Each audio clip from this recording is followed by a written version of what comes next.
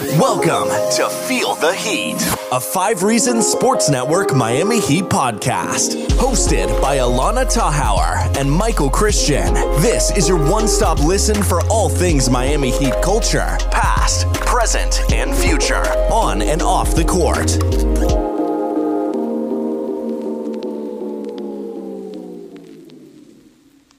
What's up, y'all? Welcome to episode 22 of Feel the Heat, and happy Virgo season to Mr. Michael. Are you thriving? I guess. I didn't know Virgo season was a thing for the past 27 years, so I guess I can celebrate my first one. But Michael, you're a triple Virgo. That is like the king of Virgos. You have to take it all in. I have when I care, and it's just after a while I was just like, it doesn't mean anything. So we just moved on. It doesn't mean anything? I think our friendship just ended during the first few minutes of this podcast. Thank goodness. I've been trying to end this for weeks now, and I finally made it. I'm just relieved, really. You know what's really messed up is that going into recording tonight, I had best friends stuck in my head, and I was like rapping along, like waiting for you to send me this link. And I was just thinking so nicely of you and how that's our theme song. And now you don't even want to be my friend, let alone my best friend, let alone my Doja to the Saweetie that I am. Technically, you ended the friendship first, though. You're the one that said it. But you're not acknowledging my astrology and the importance it plays in your life. Yes, I am who I am today because I am a triple Virgo and no other reason. There you go. Thank you, astrology. This is a great way to just transition into the fact that we wanted to let y'all know there's nothing going on in the Heat verse right now. So this is going to be the wackiest episode yet. And the way that I'd like to kick this off is by calling out Mr. Alex Toledo, because he tweeted something this weekend, very controversial in my opinion. Michael didn't see it live, but we have since discussed. Michael, Alex doesn't like ketchup. What are your thoughts? Are we going to talk about why he said he doesn't like ketchup? Or are we just going to go after him for his ketchup take? I mean, if you'd like to dissect, then go right ahead. I'd like to give Alex a fair shot here. Exactly. Because what he was doing was he quote tweeted a picture that said which condiment has to go in the picture. The 4 options are barbecue, ranch, ketchup, and hot sauce. Before we get after Alex for picking ketchup, what was your selection, Alana? It was ranch. I don't feel like there's any point to ranch except for like dipping veggies into it. And I could dip veggies into hummus. Oh, so you're not a blue cheese person, are you? I can't eat dairy. So ranch is literally pointless to me. I actually don't like barbecue sauce at all either, but I feel like barbecue sauce is more like utilized for different things. What do you eat with ranch? Chicken wings. Ew, I put hot sauce on chicken wings. You put buffalo sauce and then you put ranch. No. What is ranch even made of? Is it all just dairy? It's like a mayonnaise kind of thing. But it has to have cheese in it, right? Or no? No, ranch doesn't have cheese in it as far as I know. So is there dairy in it? Well, there's dairy in mayonnaise. So yeah, there's dairy in ranch. No, I think mayo only has egg. Okay, then I don't know. So then try ranch sometime. If it were up to me, I would get rid of ranch and barbecue sauce. Okay, look, I think ranch is so key. And I'll admit, my eyes weren't open to ranch until recently. Your whole, what else can you do other than dip a cold stick of celery or a cold carrot in there? No. You get some nice buffalo wings. You've given me one other thing. Is just buffalo wings. Well, you can also dip fries in them. Ew, fries need to be eaten with no sugar ketchup. Hold on a second. Have you ever had Chipotle ranch? Not Chipotle the restaurant. Not Chipotle the restaurant. There's Chipotle ranch. It's like I've had Chipotle aioli though. That's bomb. That's basically Chipotle ranch. I think Ricky would disagree. Okay, well, aiolis aside, I would easily get rid of barbecue sauce. I agree. But I just feel like ranch, I don't think I could use it as much. I don't even like barbecue sauce, though. So yeah, I'm taking hot sauce and ketchup to the grave. A hot sauce stays. It's fine. You don't like ketchup? You know what? Ketchup isn't my eliminated one from the list. I think ketchup is super overrated. Like, I don't fries without ketchup. There's no point. Okay, first of all, you eat sugar-free ketchup, so you don't Yeah, actually that's the know. only way to Yeah. go. I was at Chick-fil-A twice in the past, I think like 2 weeks, and I kept forgetting to bring my own ketchup. And then I had to use their normal ketchup with sugar in it. And I could not. It was disgusting. I like did like baby dips every time because I'm like, I needed some taste, but I didn't like it. Your entire personality just screams. No sugar ketchup. I bring my own ketchup to Chick-fil-A. Like that. Not to Chick-fil-A, but like to wherever I'm going to eat Chick-fil-A. So like I was at my friend Patrice's house and I made a mental note to bring ketchup and then I totally forgot. Ketchup, in my opinion, is incredibly overrated. Because Now, you're probably eating the wrong one. no, because I like dipping my fries in anything else. I will dip my fries in ranch. I will dip them in honey mustard, Ew. sweet and sour sauce if Ew. I need to. Chick-fil-A sauce is major key at Chick-fil-A. I think that's the best thing they have, honestly. I can't eat it. The only way I really like ketchup is when you do a mayonnaise ketchup mixture, which some of us in the Hispanic community call mayo ketchup, which That's is what literally Alex the most Dono was ghetto name. saying earlier today, that Man. it's only good to mix with other things. You get some mayo ketchup going, you put a little bit of garlic powder in there, right? And then you get either some tostones or yuca frita. And I understand all this is going over your head because just like, what is this Spanish? I don't know. But listen, you get that stuff. I know it's Spanish. Thank you. Do you know what tostones are? I do not speak Espanol, but I know that you're not speaking English. But do you know what tostones No, are? I do not. Please educate me. It is plantains. Oh, I Right. love plantains. But I think it's like green plantains. Okay. Not the ones that you use like when you go to a Cuban restaurant, they give you like the little plantains, like the sweet Mhm, plantains. Not like mhm. those. Okay. It's green plantains. And then you fry them. You like cut them up into chunks. You fry it. You flatten it. You fry it again. Right. And it's like kind of a disc shaped thing, but it's obviously never Okay. super circular because then it doesn't look good. You take that, you dip that in some mayo ketchup. Listen, hits the spot every time. And I guarantee you, anyone listening to this podcast right now that is Hispanic or is from South Florida and has had tostones with mayo ketchup before, they can all testify. It is perfect. I just housed a huge pizza and now I'm starving again. So thank you very much. You're welcome. Good. I mean, listen, tostones are filling. So another time. I don't even know where to go from here. We do have some heat stuff on deck. We promise. We just wanted to just give you guys a taste of what this off season is going to be like. A taste, no pun intended. I'm so clever. Let's talk about things from Heat Twitter really quick. And I have to shout out Alex Dono because I feel like a lot of this stuff was somewhat discussed when I went on this morning, but we're going to dive a little deeper. Heat fans apparently were named the 4th most stressed fans in all the NBA. Thoughts, comments? Did you see this article? According to who?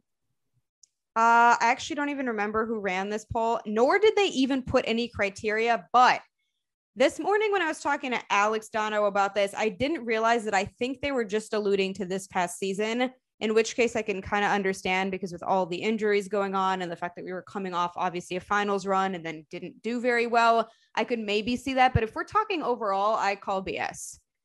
Lakers fans have to be higher than us. Nope. Lakers did not crack the top 5. It was No Philly, shot. Celtics, us. And then, oh no, it was the Cavaliers were somewhere in the top 5 and the Clippers rounded it out.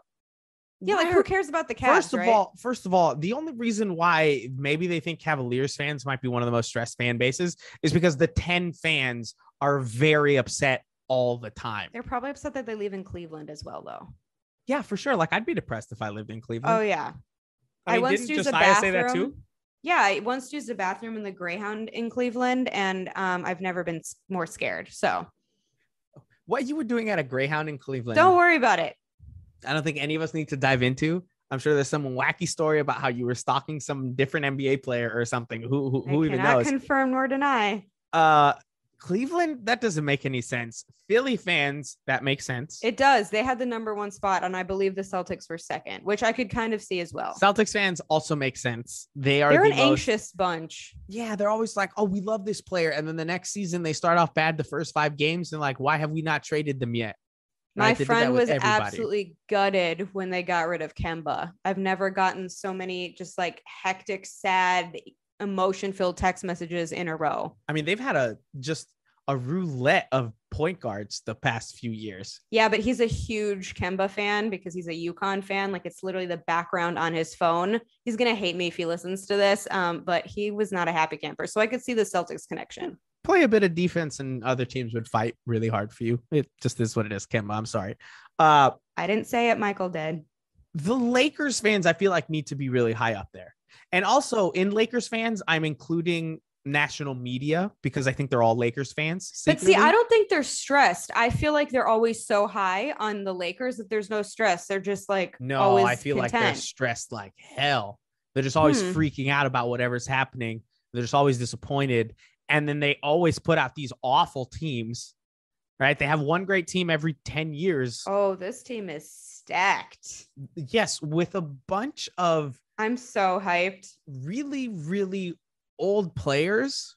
I also actually today realized as I was making a mental list of all the NBA gear that I need moving forward with the money that I don't have to spend on it. I need so much Lakers gear. Melo Lakers gear. Done. Like an easy, just no brainer. They're building a geriatrics team.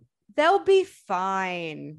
The likelihood that they lose at least 3 players to injury is through the freaking roof. I wouldn't put that in the universe. That's making you a bad person. I'm not hoping it happens. I'm just saying it's likely to happen. Don't speak it out loud. Leave the Lakers alone. You know what this Lakers team kind of reminds me of? Reminds me of, and I don't know this team super well, so just because I didn't watch basketball all that closely then, but there was a time where Gary Payton and Karl Malone all joined the Lakers to go along with Shaq and Kobe. Derek Fisher was there. I think they probably still had Robert Horry. I'm not sure.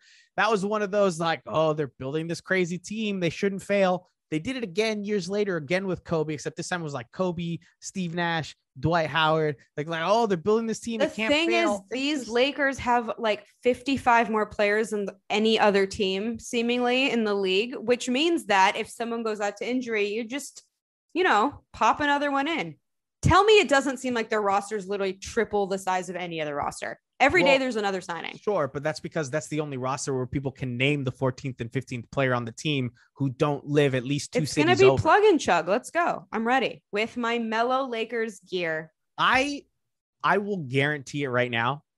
This Lakers squad is getting the shit. As currently built right now on August 30th, 2021, is not winning a championship. Ship. No. Book it. Oh, they are getting a ship straight to Cancun after they get booted from the playoffs. Book it. No shot. I don't see that team winning. I really don't. It's too many. It's just too much. I don't think they're going to be able to work together. I don't think they're going to get where they're going to want to go. The more the merrier is a saying for a reason. He is the greatest basketball player of all time, in my opinion. But at some point, LeBron has to start coming down. And I think this might be the season where it starts happening. Now, people have been saying that for a while. That's why he's getting so much help. He doesn't need to come down. He just needs to. Oh, from Anthony Davis, who's probably going to miss like 40 games.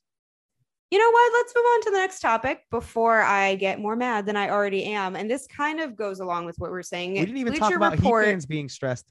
Well, you're stressing me out now. So then Heat fans are stressed. Maybe we should be higher. Well, Michael. Sorry. I take that back. You're a Lakers fan.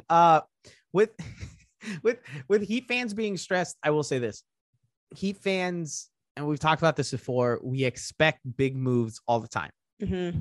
I think that is partially the fault of the fans who expect these things all the time. I also think the organization plays a part in that too. When you have somebody like Pat Riley, who at the end of every season that they don't win a championship or that they come close, comes back and says, we're going to make big moves. We're trying to get there. And I understand why he's doing that. I don't blame him at all. But you expect those things to happen. So you start picturing all these grand moves, all these big things. And so are we a stressed fan base? Absolutely. Well, that's y'all are. Oh, you are too. I am not stressed about the Heat. Oh, this is right, because you're a Lakers fan. So I just think with the Heat right now, there's a lot of different things to worry about, right? You've got, is Bam going to take that next step that we all want him to take? Is Jimmy going to be able to do what he did again in another season, considering he had to do so much last year? Is Tyler Hero going to reach to the heights that some of us are hoping for? Is Victor Oladipo going to come back healthy? Is he going to stay healthy? Kyle Lowry is a fantastic player. Kyle Lowry is a little bit older as well. There's a lot of things to worry about with this team. So I'm really not too surprised that they have Heat fans as the 4th most stressed fan base in the NBA, just because, I'm kind of worried too. I think they're going to do great. I honestly do. I think this team can be very good. But one thing goes wrong, and I think a lot of it goes out the window. Michael just gave every Heat journalist like 15 articles to write. I mean, yes, the 15 journalists that listen to this and say, Heat podcaster Michael Christian said, blah, blah, blah, blah, blah. No, I'm saying you literally just gave them like headlines out your ass. Did I? Yes. Go run with it, y'all. Let's see who produces the best content. I'll be surprised if one person runs with it. So sure, let's go. Speaking of journalists, can I transition now? Because that I teed myself up pretty well there. Bleacher Report gave us an A+ on our offseason moves and actually said that it's the best offseason since 2010. Kind of a bold statement. How do you feel about it? I'm going to disagree with it. Okay, what was better? Only because I think Kyle Lowry is a great pickup. PJ Tucker is a good pickup. Markieff Morris, sure. I just have to go back and say the season where the Heat were able to acquire Jimmy Butler, that's what most people were fighting back with, is better for me. And I understand in totality they didn't make many more moves that offseason, right? And a lot of that season was made by the moves that they made at the trade deadline. But being able to acquire Jimmy Butler when they were basically strapped, there was nothing left for this team, we all thought. We said, well, we got to ride out another season, watch what happens, and then we'll figure it out in the next offseason. The fact that they were able to make that move and keep Goran at the same time, that offseason to me, since 2010, is a better offseason than this one. Now, this one is good. I just think that one is better. I hate to say this, but I completely agree with you. My skin is crawling as that leaves my mouth. I win. We win because we agree. Yeah, but I said it first, so it's my take, and you just jumped on the back of it. I will never let you go first again now. Okay. Go ahead. Move us along. Move us along. I mean, we have to kind of talk about what argument would there be for this to be better, though? Is it just like because there's multiple moves?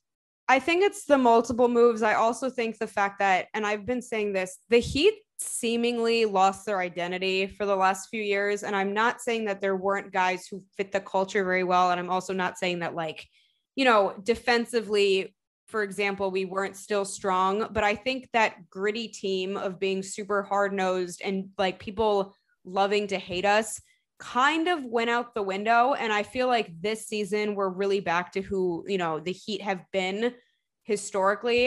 So I think that could be an argument. I also think, to your point, you know, the Jimmy thing was a standalone deal. And I agree that I think that even that one deal mattered more than the moves we made this offseason. But I guess if you're talking about multiple moves, we did do pretty well. Obviously, I think Lowry's going to be a huge acquisition. I still think PJ Tucker and, you know, Keefe are going to definitely bring some grit to the team that's been missing. But I don't even know if I would give us an A+. I would say maybe an A, B+. I still feel like we could have maybe brought in one more guy, and I'm kind of surprised we didn't. But like I've been saying, I would expect something to happen at the trade deadline. And I think too, you know, in that article, and that's fine. It's their article. It's their grading system. They can do whatever they want. They're kind of characterizing offseason as just offseason acquisitions. And for me, there's more that goes into the offseason. Right. And also that comes back to like player development. How much is it the players themselves? How much is it the team and the players? How much of it is just the team? Because if you look back on that season where they acquired Jimmy, we changed a lot of our offensive game plan.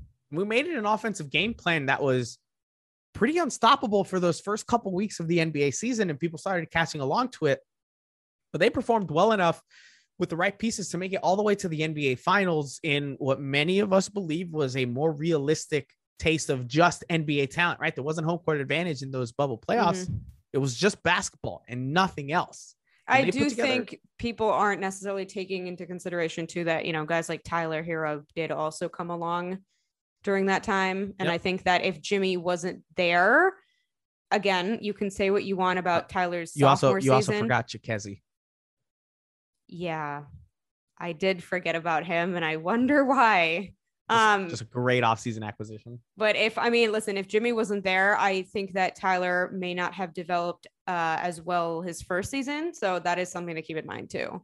Yeah, I think there was just a lot more in that offseason that I think for a lot of us puts it higher up. I think for everyone else, they're just kind of looking at who did they acquire that offseason. Let's just go from there. And we all know there's just so much more to it. Speaking about moves from the offseason, though, Kendrick Nunn was not kept by the Miami Heat. He is instead on your favorite NBA team, the Los Angeles Lakers. They're my Western team. I'm allowed. You are kind of loud, but you're not allowed. I'm actually allowed to do whatever I want. So it's Virgo season. But see, it's always Leo season. That's what you're missing. That's what Leos think. So, they let Kendrick Nunn go. There's been plenty of chatter about it. Should they have let him go? They're looking for a point guard. We think, who knows? Is this something that the Heat are going to regret moving forward? Is this something that we're going to look back on and think to ourselves, this is like letting Jay Crowder go. Maybe we should have kept him, which I even have an argument to that. I'm reading off of your rundown, but what are your thoughts on Kendrick Nunn? I don't think so. And I say that as a Kendrick fan. I just don't think he was moving the needle enough to kind of warrant looking back and saying, I think we messed up. I think Jay was irreplaceable. And I still am holding on to the fact that we were not able to meet his needs because if I'm not mistaken, he was just looking for a 3-year deal. We only offered him 1. I think he was a difference maker offensively, but also defensively. I think he fit the culture really well. He brought something to the team that no one else has really been able to replicate. I don't think that's the case with Kendrick Nunn. He was super inconsistent. I think that, and I said this earlier today, something was off between him and Spo for a while. I don't know. Obviously, I have no sources. I can't really speak to what was going on, but there were several games where Kendrick didn't play at all for seemingly no reason. So I don't know if he was the biggest fan. I'm happy that Kendrick found another home that he seems well off in. I think that he definitely values the time that he had in Miami. I just don't think we're going to look back and regret it. Yeah, I think for me, I see where Kendrick Nunn fits in other places. I just didn't personally see the fit in Miami. Now, I don't want to take away from Kendrick Nunn the fact that he improved mightily from his first season with the Heat to the second. Absolutely. And a lot of people are going to say, but he started a bunch of games that first season. But that second season, he was making moves. He was doing better. He was being a better playmaker. He was shooting the 3 ball better. He was actually playing defense. He had active hands. He wasn't crumbling on every screen. Kendrick Nunn was a better player in his second season by a very good amount. And he can continue to improve, and I think he will continue to improve. I just don't think his place was with this team. No. And I think, honestly, for his best success, it would be found elsewhere, especially on a team where he's going to get more national TV time. His playing time is going to be more scrutinized, but if he finds a way to shine, he's going to take off really quickly. You look at a guy like Norris Cole. When Norris Cole joined the Miami Heat, he blew up real quick. His first game was against the Celtics, that opening game of the season. He scored a good amount of points, and it just took off from there. Everybody knew who Norris Cole was. On the Miami Heat, I don't think Kendrick Nunn was really going to have that option currently. I don't think he was really going to blow up as much. He didn't really seem to be a guy that folded under pressure necessarily. I think he was someone that needed a little bit more consistency in, playing time, in rotations, and kind of in development that way. But I do think, just judging off of his personality, that something, to your point, something on a bigger stage is where he belongs. And, I think we were definitely deserving of more national games. And I know we keep saying that, halfway through the season, we may get more, but let's be real. The Lakers are going to get the shine always. And I think that he actually will benefit from that. Yeah, I think it'll be good for him. But I do want to say, because you had it on here, you said a potential Jay situation. And I've gone back and I've said this multiple times. I think Jay Crowder was a fantastic player with Miami Heat. I think he was vital in that finals run. I just personally don't believe that having Jay Crowder on this team this past season would have made almost any difference. Maybe they take 1 game from the Bucks. I just don't think what he brings can be replicated. And I don't necessarily mean in terms of, getting us further along, getting us more wins, or getting us, that not a first round exit. But to me, having him on a longer term basis, like that 3-year contract that he wanted, there's just something about him. He's explosive. He doesn't give in or kind of crack under pressure. I think he makes guys around him better. I think he's really hard-nosed. He just fit. And I think, I love him on the Suns. I think that was a great pickup. I think he's been playing fantastically alongside those guys. I think to me, at least in recent times, that's the one that hurts most out of any player we've let go of. Sure. And I understand that. It's just, to me, I feel like, especially early on in the season, it became really easy when the Heat were losing games for people to say, man, if Jay Crowder was here, and I don't think Jay Crowder was the issue, right? I don't think adding Jay Crowder, I think it was regressions and just kind of not being synchronized across the board with this team. Something that just seemed off the whole season. And just personally, I didn't believe that he would solve those issues. So I think he would have been a good addition, and I would take him now. I'm not saying I wouldn't take him. I mean, if he became available, I'll take him as an upgrade over Markieff and PJ. I just don't think it would have made that much of a difference. So I understand what the Heat were thinking, especially when they had their sights set on potentially bigger moves. I mean, we knew what was going to happen with them. So, I mean, it's just kind of weird the way it went down. But we do have to talk about, there's a player that may shake loose. And we have to talk about whether or not you'd like to see this player in a Miami Heat uniform. And his name is Kevin Love. Thoughts? It pains me because I want the best for K-Love. I think he's a really good guy. He's very hardworking. He's always been a class act. Things just have not panned out for him. And I understand that, sometimes guys come to Miami and they're kind of revitalized. They're given another shot. Their game transforms. They find a new role. I don't know if I'd be willing to take him on. I'm still very confused as to why he was even asked to be on board. Team USA, I could have called that from a mile away that wasn't going to work out. From reports that I've read, a lot of people have him linked to the Warriors, and I could see that being a better fit, but I don't know if I'm just thinking that because I personally would pass on him, but I'm curious to hear your thoughts.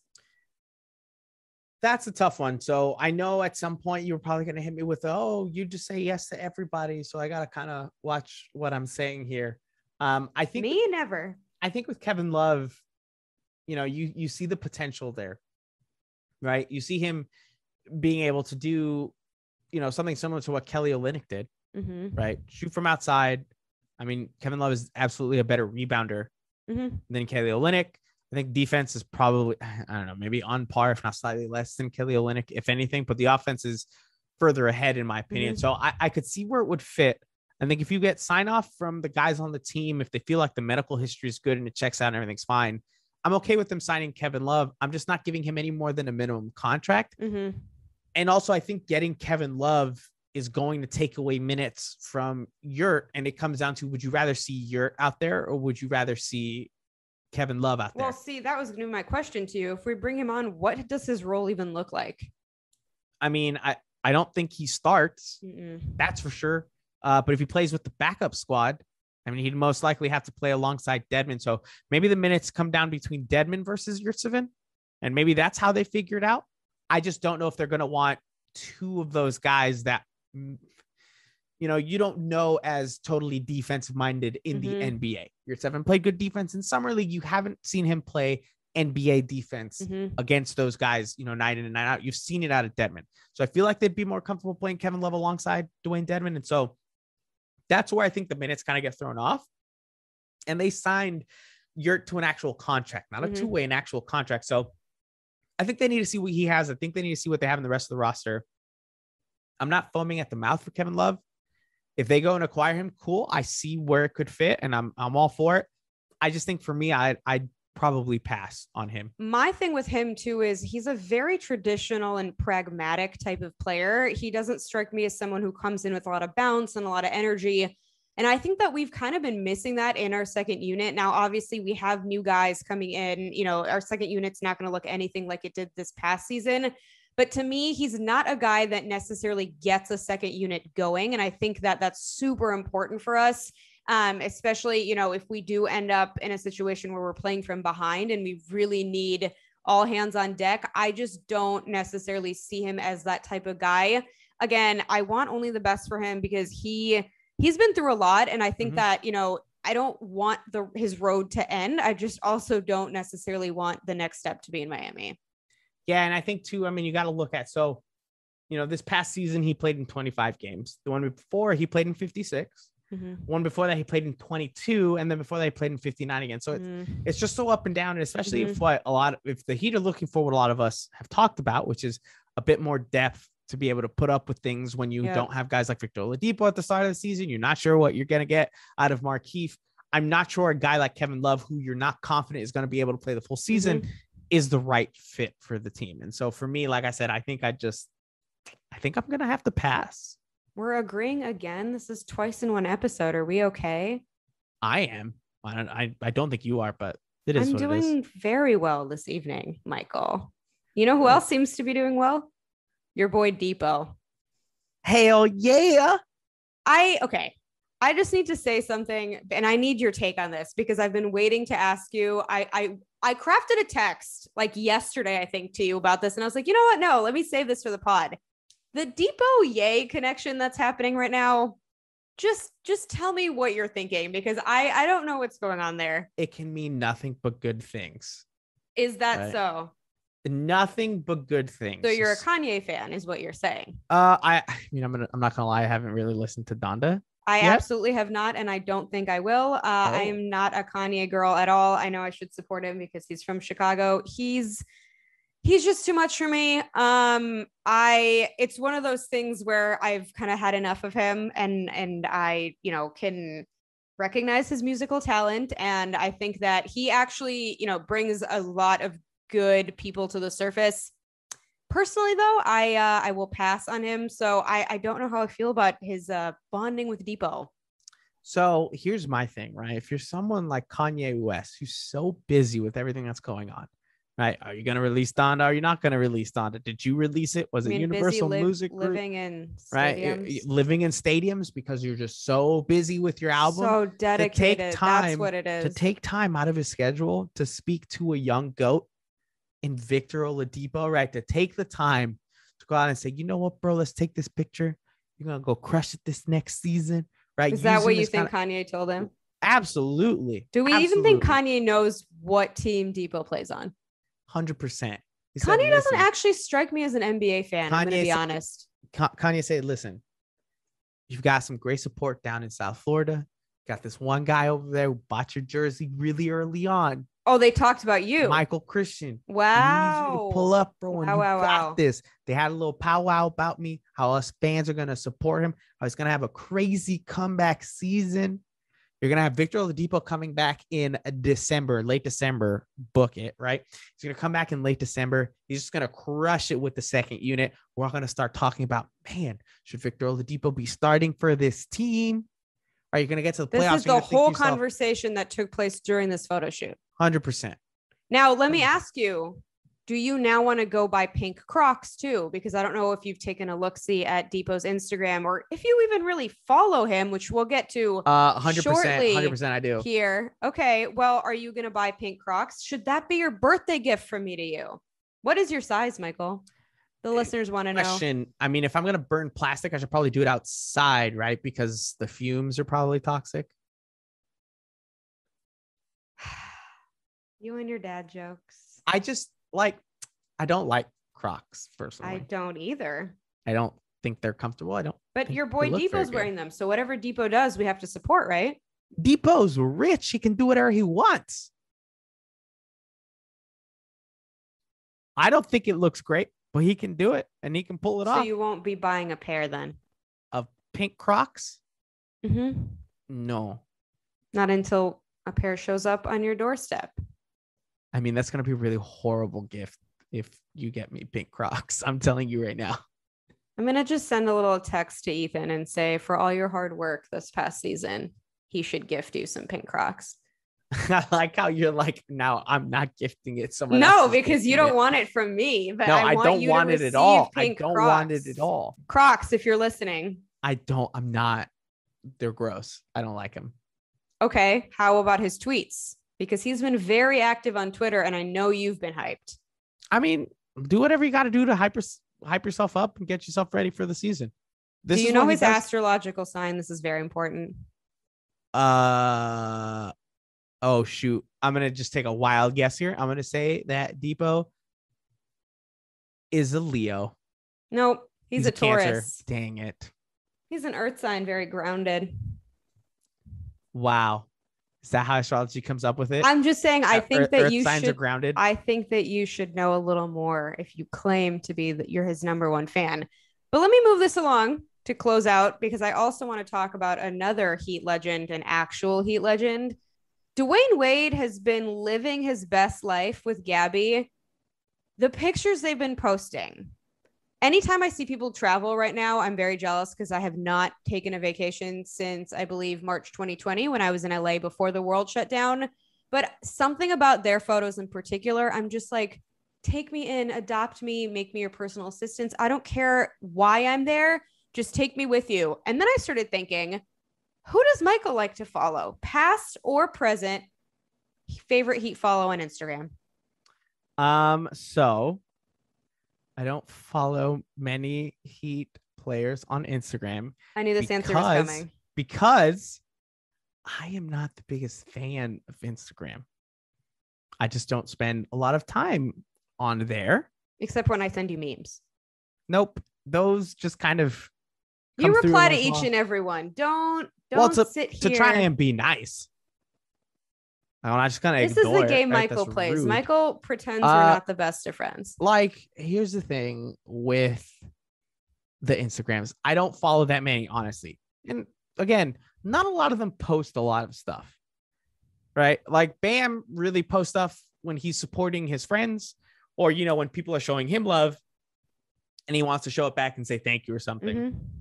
Duncan usually only posts when it's like, hey, sponsored. I got a new sponsor with these socks. Go buy some socks, right? Again, that's what he has to do. Yeah, do what you got to do, man. I'm all for it. I will say the Long Shot Pod is funny. I like following that, but that's a Twitter account. Does not count. So, I mean, I'm going to have to say Jimmy only because Jimmy posts random videos of him beating his friends in dominoes then talking shit to them. Just like, yo, you suck at dominoes. Get the F out of here. And it's like, that's all. And that was it, right? It's just like a 5-second video of him shit talking someone in dominoes. And then that's it. Yeah, that's it. And then he posts another one of him at the gym and he's sweaty as hell. He's like, we're getting that work in. And then he takes a video of the court and then he's out. And it's like, the mystery is hilarious to me. That's fair. Like, he's also a fellow Virgo, so I'm not surprised you picked him. And between that and I think they both did, but he also posted the Jungle Cruise stuff, which woof, the acting. So, you know, I think it has to be Jimmy, but again, that has the caveat of I don't follow a lot of them. So I have to go with Wade. PJ Tucker is slowly creeping up though. PJ has had some fire content lately, and Royal, if you are listening, we will be going over PJ's recent outfits on our next live stream because I know you want to hear Michael's opinion. PJ's also overseas. He has some drip going on and he posts several times a day. So I'm all in. Wade, PJ, top of my list. We can dissect what he's wearing in the picture when we pull it up on the live stream. But I will say this now, and I will say this to Roll, and I'm sure he feels the same way. To me, I saw that picture and the first thing I thought was, oh, look, it's Emma Frost from X-Men First Class. Not, oh, look, there's PJ Tucker in a crazy outfit. So I don't think you should speak for Royal. I think Royal will speak for himself when he donates to the live stream. I think, wow, really putting him in a corner there. I think Royal can be 99 cents. We'll take it, Royal. I think Royal probably thought the same thing. He was probably like, oh, damn, that's Emma Frost from X-Men we'll find out soon because it's almost a new month. Tucker. Which means we might actually do 2 live streams next month. Stay tuned. Maybe bring on some special guests. I don't know. But Michael, anything else for tonight? I feel like we actually snuck in more Heat talk than I expected. I think we snuck in a bit too much Lakers talk for my liking. I don't know. To close out, again, I guarantee the Lakers are not winning the title. Virgo season is here. I guess good things are going to happen. And definitely can't wait for the season to start because it is bare bones right now. And we are dying a little bit. The only news we get on the players is stuff from their Instagram and Twitter accounts. Which I'll take, but it's not quite the same. It's better than nothing, but not by much. Quick announcements. We are doing a live stream, I believe, on Wednesday night of Underdog, a new 5 Reasons sponsor. So check that out. Also, Clutch Corner, I believe, is coming back Thursday night. Going to try and make sure it is basketball related because we are not a football show. With that, good night, y'all, and we'll see you next week. Thanks for listening to Feel the Heat. Can't get enough of your hosts? Follow Alana at Alana Tauer, TACHAUER, and Michael at Michael5RSN on Twitter and Instagram. And don't forget to subscribe.